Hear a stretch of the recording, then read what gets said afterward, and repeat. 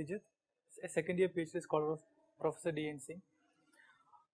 First of all, I would like to congratulate all of you to making it to IIT Bombay.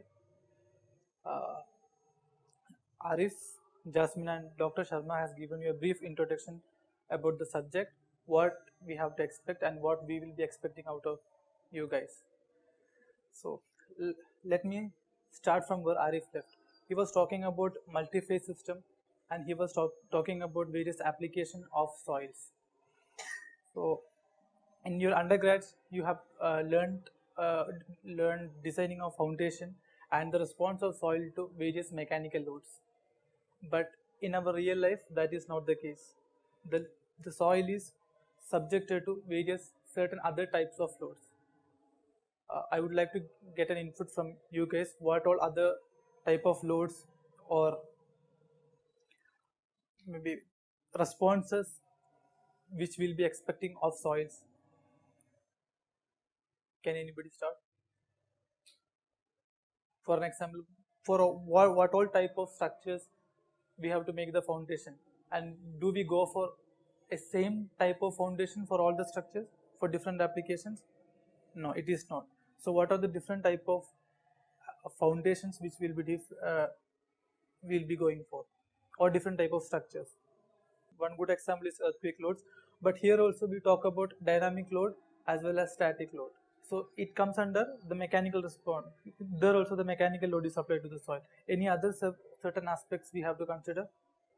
Something like if our place, if we construct anything, Yes. Around this particular place, if we have some mechanical work or something like that, environmental under the earth, so we can use sheet pile in that case to make our soil undisturbed or to make our soil isolated maybe. So in that case, we also use such techniques, sheet pile and all, or something laterally reinforced. Okay. So here also you have talked about the response of soil to the dynamic loads and mechanical loads. But we from this level we have to go to a class apart and we have to talk about some other forces which are causing soil response. For example, is temperature. What will happen when we apply heat to the soil? There are applications. Can you cite one for that, where soil is applied for temperature, higher temperature or lower temperature? What happens with nuclear repositories?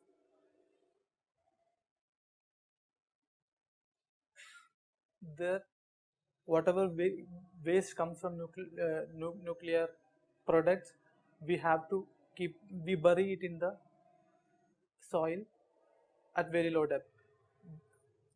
Because of reactions, they produce a lot of heat and the soil has to respond for it.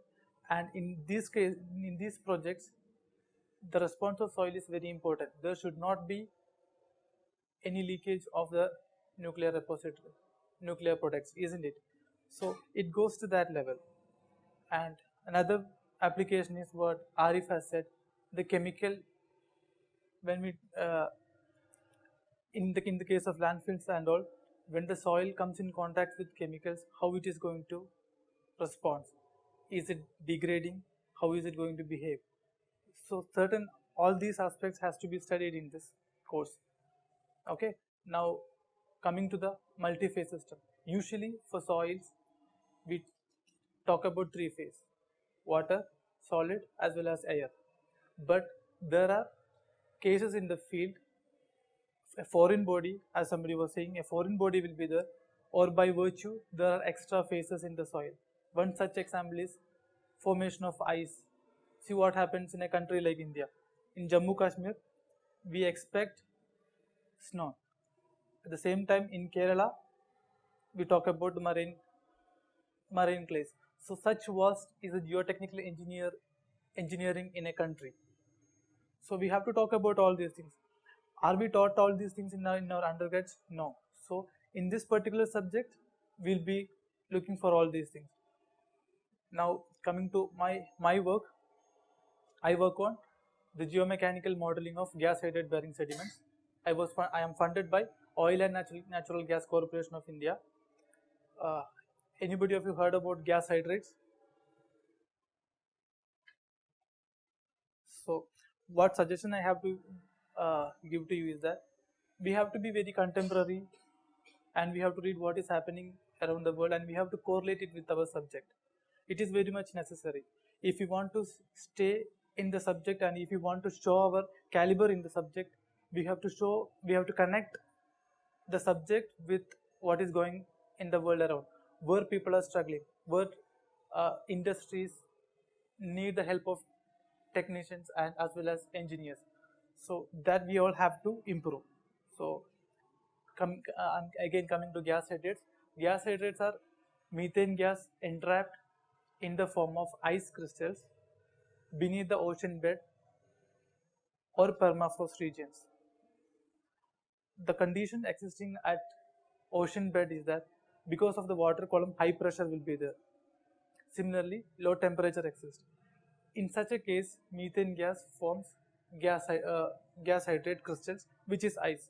So now we have to think what happens when an extra phase is forming inside the soil. We talk about the voids, which is occupied by water as well as air. Now the voids are occupied by an extra solid material called hydrates. What is going to happen in the when we talk about the bulk properties? You take a beaker of soil and you freeze it. What is going to happen? Can anybody say? Hmm? Volume expand. Okay, one is that. And in terms of mechanical properties, what is going to happen? How hard is ice and how hard is soil? It's entirely different. It behaves totally both behaves totally in different ways. So this is an application of it. How do the soils are going to behave when ice is forming, when hydrates are present in the soil? So we are into that, and in the current project what we are doing is that we want to help ONGC to extract methane gas from such methane gas hydrate repositories. How do we do that, and what are the mechanical as well as chemical aspects which we have to consider in that? For example, as I said, when hydrates are forming, how the mechanical properties are going to change. We talk about the Young's modulus for materials, isn't it? And for soils, we talk about the shear strength. The same thing we have is applicable for gas hydrate bearing sediments also. How it changes, and during methane extraction, how it is going to affect these properties, and which in turn may cause stability issues to the seabed. So all these things we have to consider. And another aspect is multi-phase fluid flow, as Arif was saying. In the soil, in the seabed, we have gas hydrates, seawater, water. Then methane gas is also existing. So the pores are not completely saturated. It has two fluids.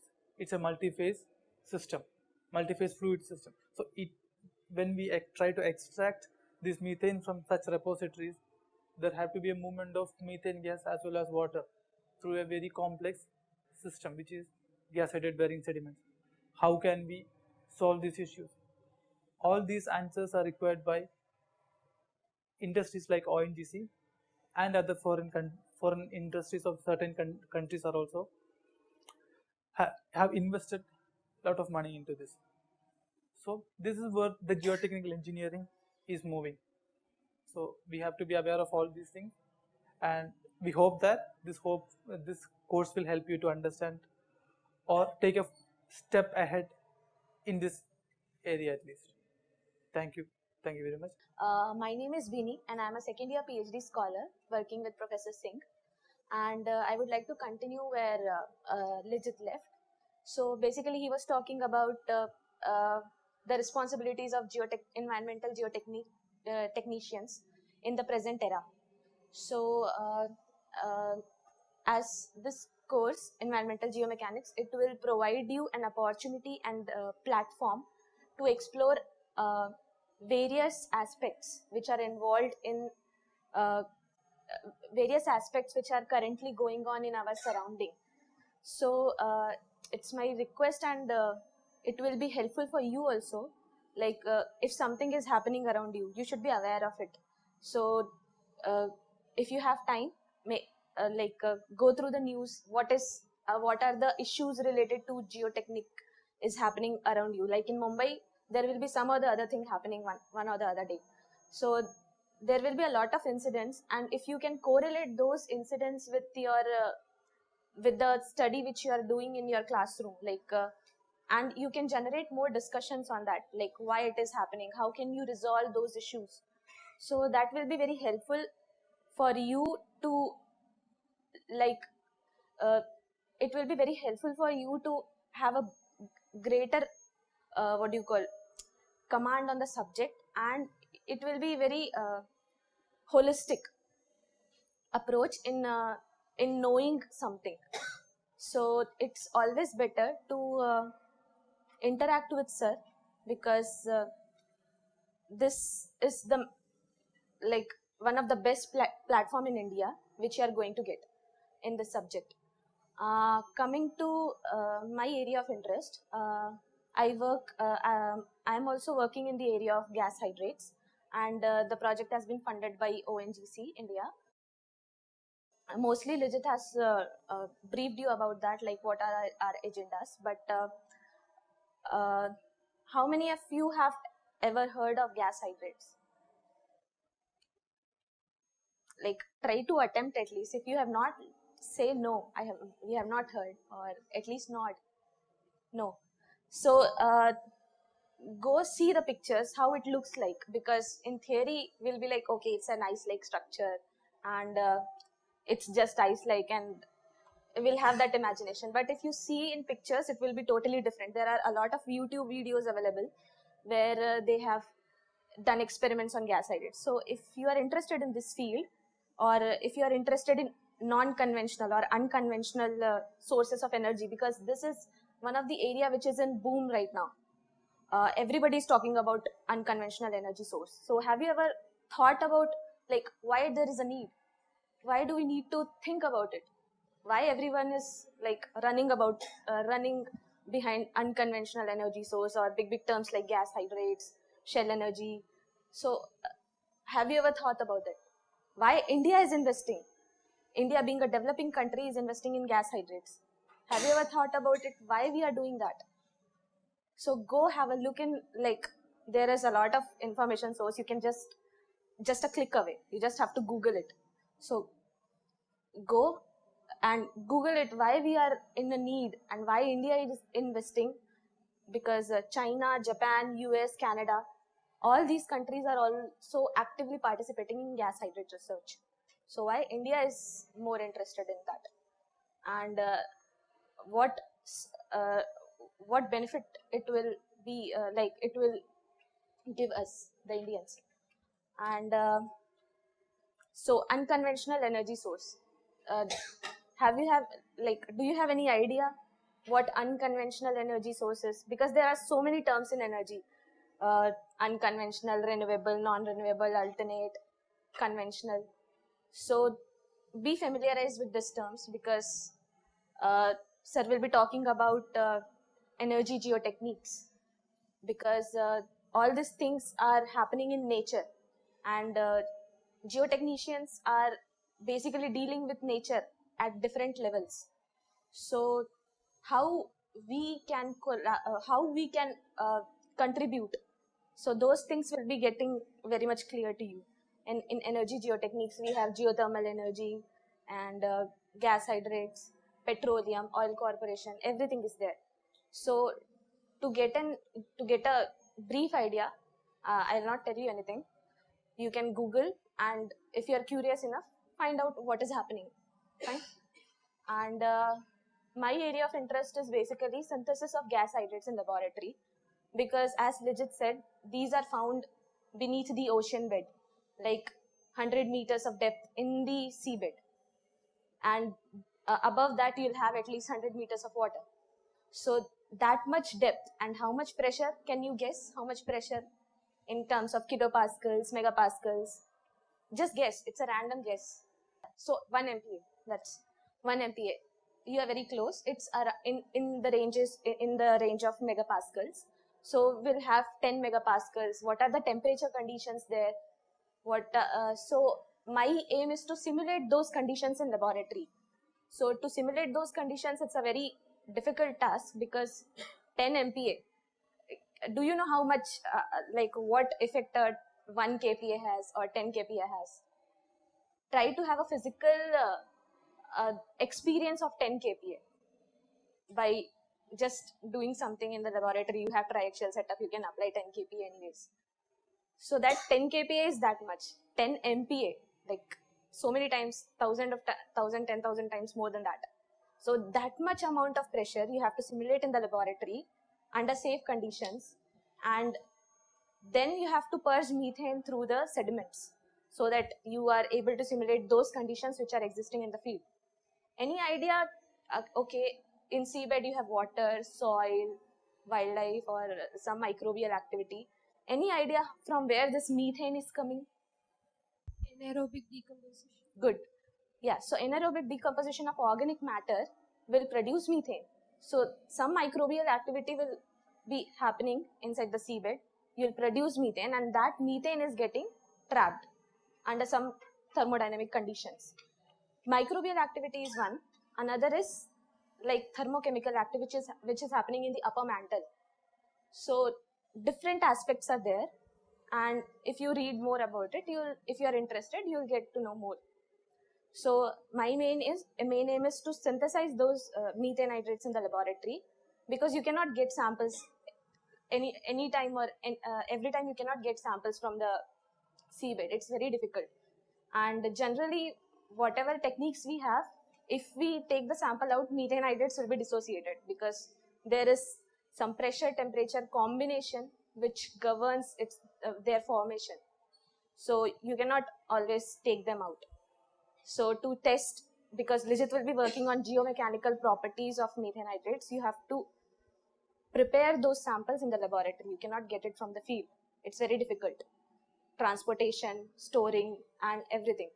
And it's very costly also. So if you are going for the exploration purpose, you have to know where you need to dig so that you will be able to get methane energy or methane out of it. So for exploration, you should have a basic idea where you can find. So I'm working in that area also, like quantification and like detection of methane hydrates. How you can detect like how you can detect there is something different in the soil in a particular place. So generally you must have known the seismic analysis. So basically all those things are used. Apart from that, other technologies are also used, and that is it. And I'm working in that area. Hello, good afternoon everyone. Myself Gandraj. Yeah, I am fourth year research scholar working with Professor Singh. Yeah. Regarding this course, I think better to introduce what is the geomaterial first. You might be having the concept that geomaterial is a material which is just consists of soil and the rock, but actually it is not. Whatever the material which is getting derived from the earth, basically it can be any type of waste material, which it can include those materials also, any type of waste material. Maybe it's a industrial waste, or it's a waste material generated from municipal activities. So all comes under the realm of geomaterials.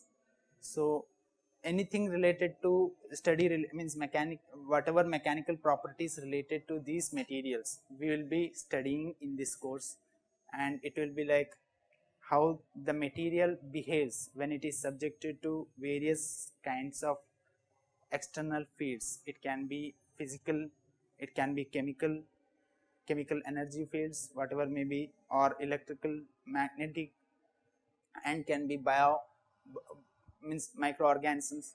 how the geomaterial interact with these sort of energy fields. So it will be the I think most of you might have right now got the sense of what will be taught in the course. And related to my topic, I am currently working in the area of utilization of industrial waste materials. Basically we call industrial byproducts, not as the waste materials. So have you ever been to any of the industries? Anyone? Thermopower plants or any sort of refineries? Yeah, basically these refineries are producing ample amount of waste materials like thermopower plants or can be any refineries.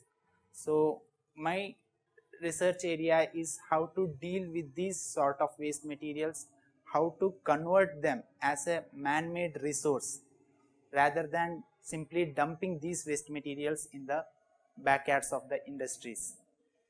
So I am currently focusing on how to use these materials in various infrastructure applications. I think you might be, yeah, in places where like where there is no good land available, like whatever earlier my colleagues told, like marine clays are available at certain places where you can't construct any sort of buildings over there, or where there are soils which are highly vulnerable to organic decomposition or maybe like settlement and all. So how to stabilize such sort of soils where conventional techniques of stabilization are not going to work out. So such sort of things, how we can use alternative resources available like man-made resources to construct any type of infrastructure on top of such sort of soils. That is where I am working on.